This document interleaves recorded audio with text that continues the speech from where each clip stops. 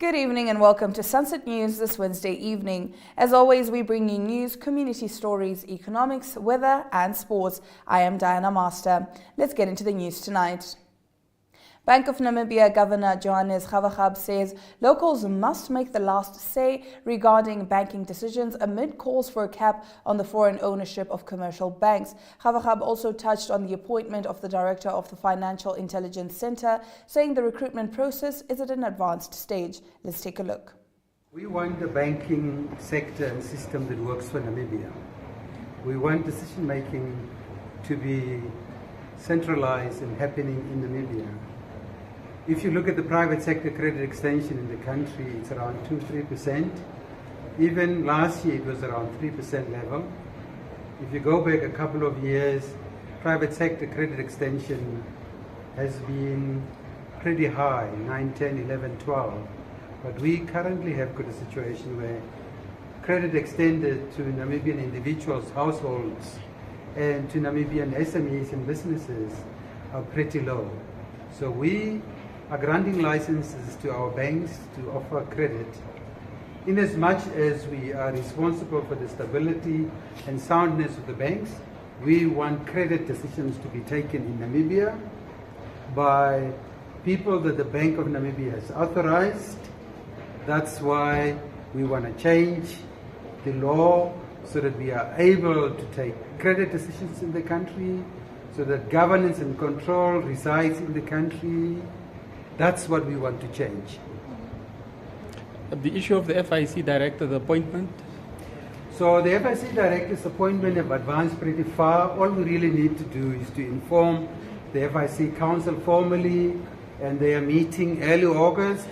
So once the council has been informed, we can announce the appointment of the FIC director. The process is advanced. Getting into our next story, the Namibia Arts Council today launched a project to revise the National Arts Fund Act No. 1 of the 2005 draft bill and supporting regulations. The bill, which was drafted about 18 years ago, has still not been gazetted to date. UNESCO has dedicated $30,000 worth of funding to the National Arts Council, which will be utilized for the legal drafters of the bill, as well as consultative meetings to review the bill. In this video insert, National Arts Council of Namibia chairperson Cicely Jacobs shares what the bill hopes to achieve through this review and subsequent implementation. The National Arts Fund Act of 1 of 2005 was passed by Parliament, but it was never gazetted and it never had supplementary regulations in place. Nonetheless, the Minister continues to appoint council members, and we are supported through the Ministry of Education, Arts and Culture through the funds that they invest to continue the mandate of the council, even though its legal function is questionable, of course. However, since this question, when we came into office, this was a question that the previous council was sitting with too, and immediately we brought it to the attention of the minister, and with her stamp of approval, we have now embarked on finding funding, and now we are here, and I'm very excited for this purpose. The second one is governance. This is the structure and the function of the Arts Council.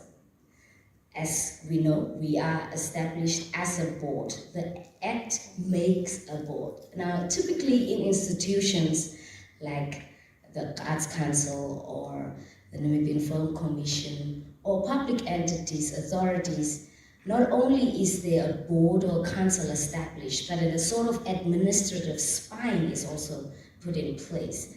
This, the National Arts Fund Act does not have.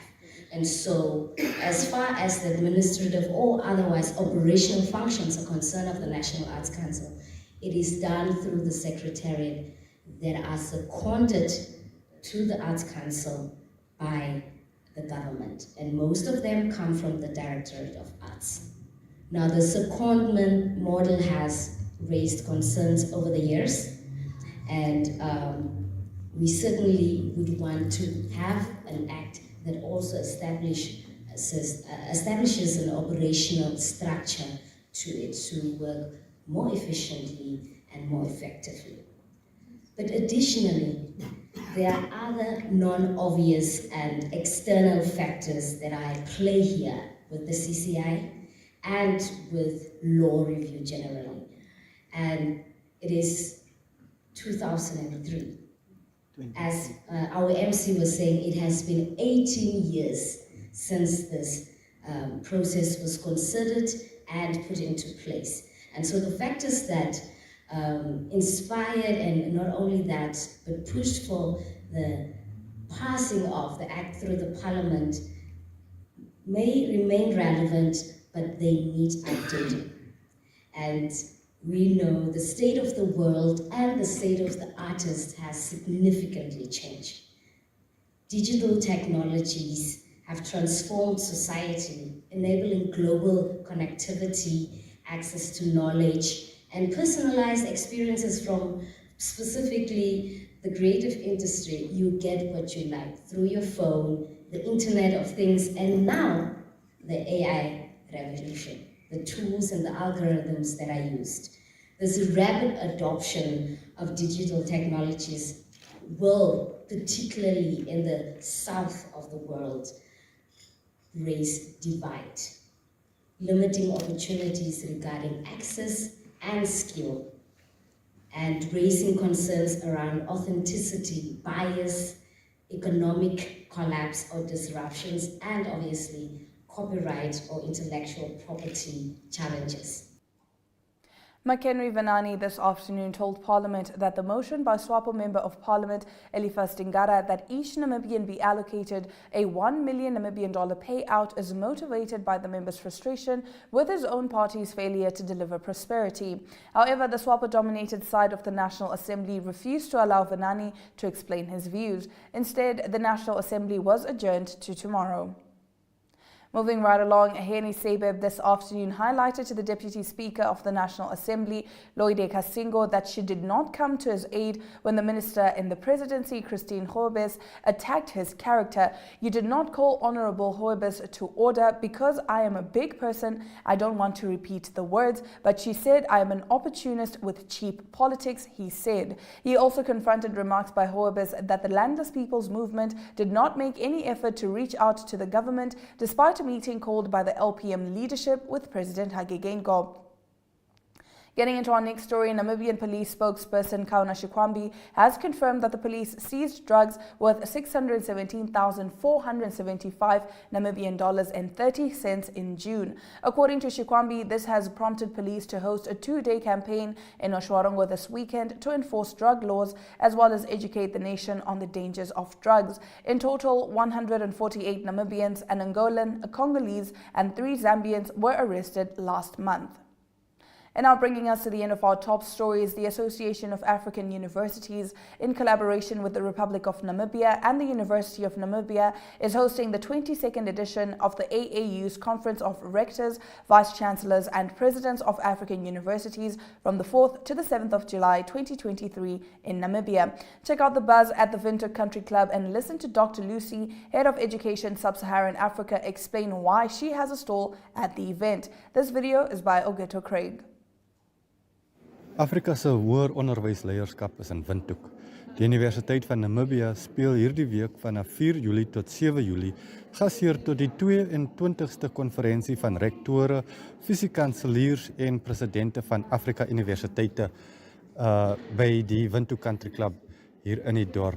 Kyk gerus wat sê Dr. Lucy Heddy van die Education Sub-Saharan Africa oor hoekom sy ook 'n stalletjie daar het. Geniet dit.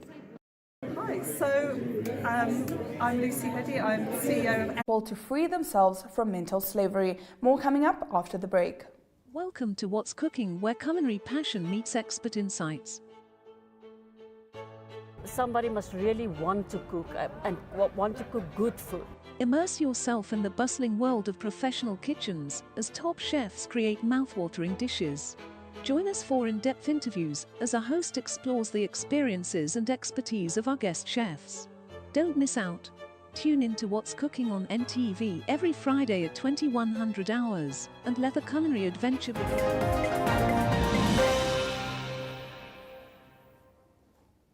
Let's get into our story of the day. Patron of the Oneuptwo Annual Cultural Festival and founding father Sam Nyoma says that there is a need for people to free themselves from mental slavery. Nyoma, who was speaking at the 9th edition of the festival at Otapi yesterday, indicated that historical research should be done to record the historical and contemporary knowledge into new conceptions of social reality.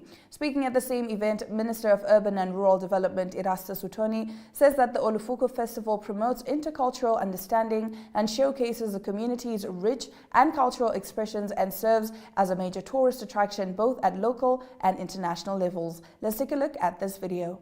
Our people to free themselves from mental slavery.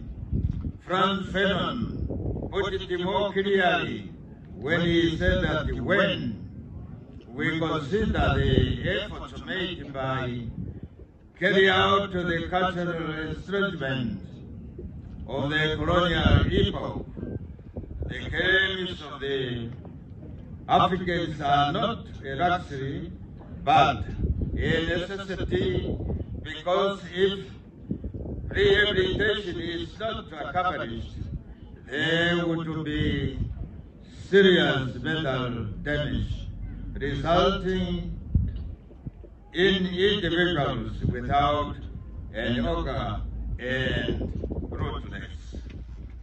We should therefore resolve, among other things, to preserve our past history, right, present accounts, erasing from literature the lives and the situation of about African people. Similarly, we should do the historical research, interpret and record the historical and the contemporary knowledge into new conceptions of social reality.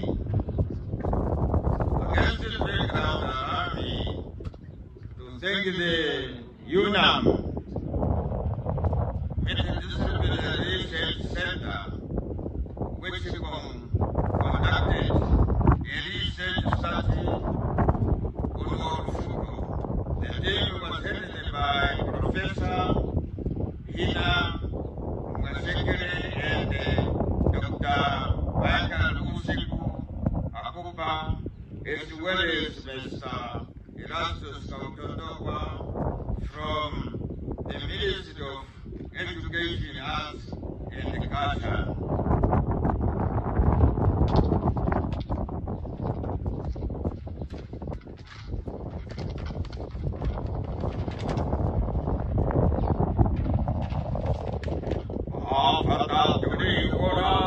This particular festival promotes intercultural understanding and showcase communities' rich and cultural expressions and serves as major tourist attraction both at local and international levels. The Oneuptwo Annual Cultural Festival, I believe, is uniquely designed for celebrations of the culture in our society in order to keep cultural connections alive. And I want to thank, and I also want you to join me to give big hands to employment and contributing to the economic growth of the region. I therefore encourage all SMEs to continue with the exhibitions even after the festival in order to build a sustainable and vibrant economy. To the visitors from outside towns, I appreciate your presence here today to celebrate our culture with us. I trust that you will also find time to visit places around. In our Community Talk segment, the Build Together project continues, but first a quick ad break. Welcome to My.NA Cars, your ultimate destination for everything automotive. I am your host, Diana Master. Teamwork makes the dream work, right? Discover the latest models, innovative technologies, and expert insights from our passionate hosts. Learn essential maintenance tips and get exclusive behind-the-scenes access to the automotive industry. Don't miss My.NA Cars on NTV every Thursday at 2100 hours. Tune in and ignite your passion for automobiles.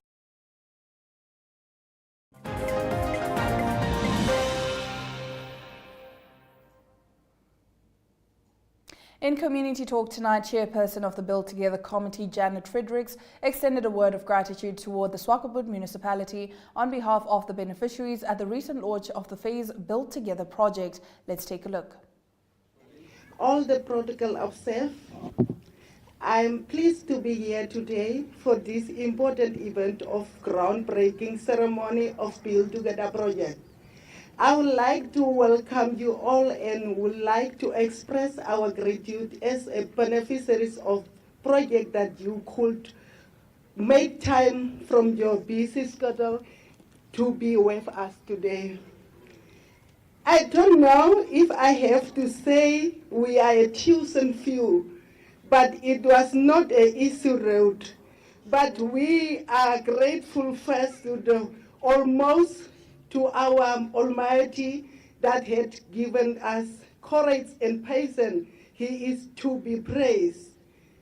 At times we were discouraged, but God has proven that all good things comes with time. And everyone had his time. Let's God to be praised.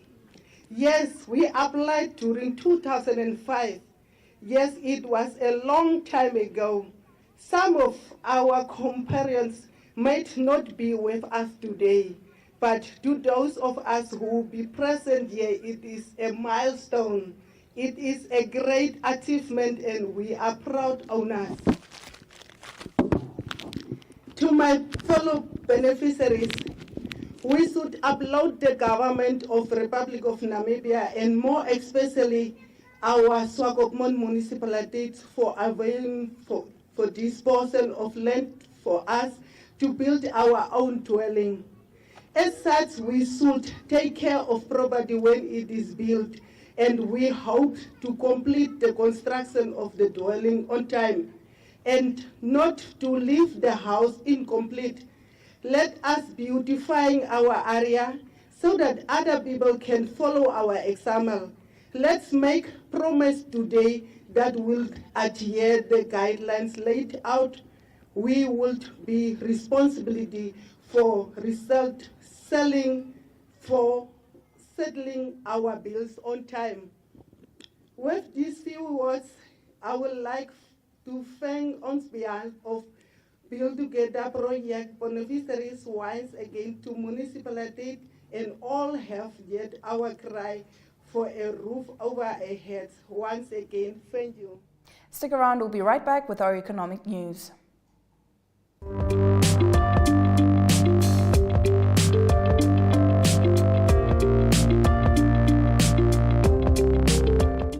With outstanding household debt at 65.8 billion Namibian dollars, the Namibian consumer is highly indebted at a debt to disposable income ratio of 77.9% for bank credit alone and 86.0% for both bank and non-bank credit, according to Rusa Nadango, economist of FNB Namibia.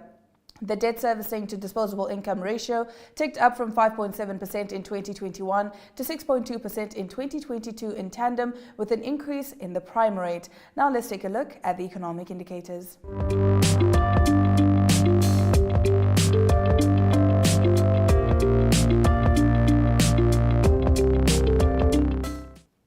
You can buy £1 British pound for 23 Namibian dollars and 88 cents, while 1 Chinese yuan will get you, while 2 Namibian dollars and 59 cents will get you 1 Chinese yuan. Looking at commodities, all commodities are down save for Brent crude oil, trading at $76.85 per barrel. Stick around, we'll be back with our international news.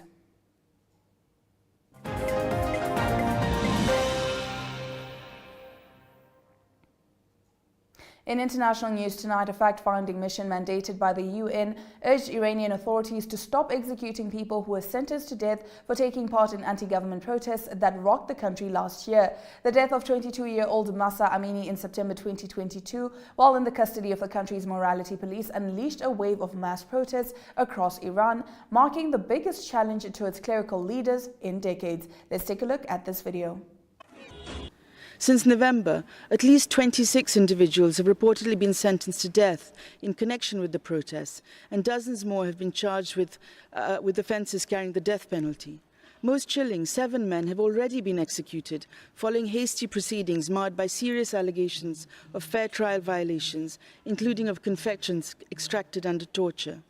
Recently, in May, Iran's head of the judiciary announced that the authorities would continue to execute people sentenced to death in connection with the protests. In this context, we call on the Iranian authorities to stop the executions of individuals convicted and sentenced to death in connection with the protests, and to respond to our requests to make available to us the judicial files, evidence and judgments regarding each of these persons, and to allow us access.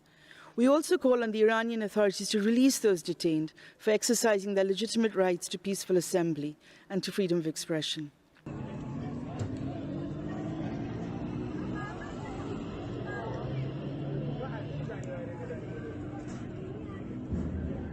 Despite Iran's accountability, establishing a so-called fact-finding mission is indeed an entirely politically motivated and unacceptable move.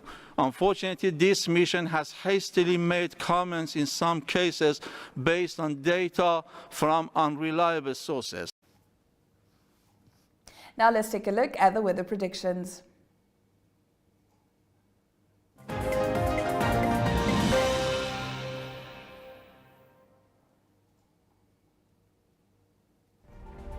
In the northern region, the weather conditions are clear throughout the day with maximum temperatures ranging from 28 degrees Celsius and minimum temperature of 9 degrees Celsius. While in the central region, the weather conditions are partly cloudy throughout the day with a maximum temperature of 25 degrees Celsius and a minimum temperature of 8 degrees Celsius.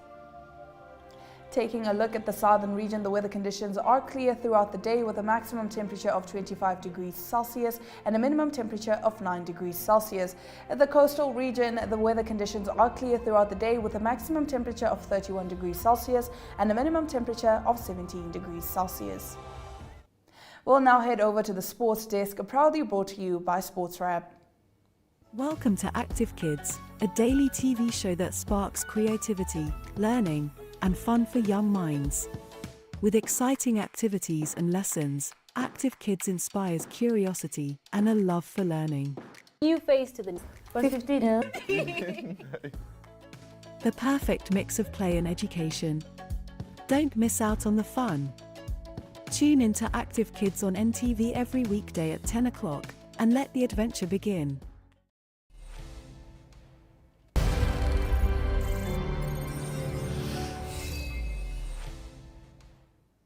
Good evening and welcome to Sunset News, brought to you by Sport Rep. I'm your host, Limba Mupetami. Namibian boxer Edison Pulelo Nekopondoka said he is ready to take on Usko Riabim this weekend in a boxing bonanza organized by AC Boxing Promotions. The fights will take place at the Nampower Convention Center in Windhoek. These are, of course, some of the words Nekopondoka said ahead of the fight. Now, of course, the Brave Warriors of Namibia faced COSAF Cup host South Africa in their first Group A encounter. Well, of course, check these results on the Namibian Sun, Sport Rep and Republican Facebook pages. And that ends today's Sunset News. More to come tomorrow.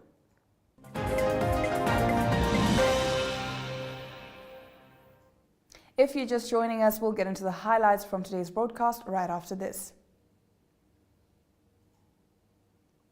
The Namibia Arts Council today launched a project to revise the National Arts Fund Act No. 1 of the 2005 draft bill and supporting regulations. Patron of the Oneuptwo Annual Cultural Festival and founding father Sam Nujoma says that there is a need for people to free themselves from mental slavery. Nujoma indicated that historical research should be done to record the historical and contemporary knowledge into new conceptions of social reality. In sports, the 2023 COSAFA Cup kick-starts today with the Brave Warriors of Namibia set to face host South Africa in the opening Group A match set for the Kings Welithini Stadium in Durban, South Africa. And that brings us to the end of our broadcast. Make sure you join Sunset News on Facebook, on all the NMH platforms on weekdays, as well as on our website, oneuptwo.com. Sunset News screens on DSTV channel 285 and GoTV channel 25 every weekday and Sundays from 7:30 p.m. to 8 p.m. I am Diana Master, and this has been Sunset News. Don't end your day without us.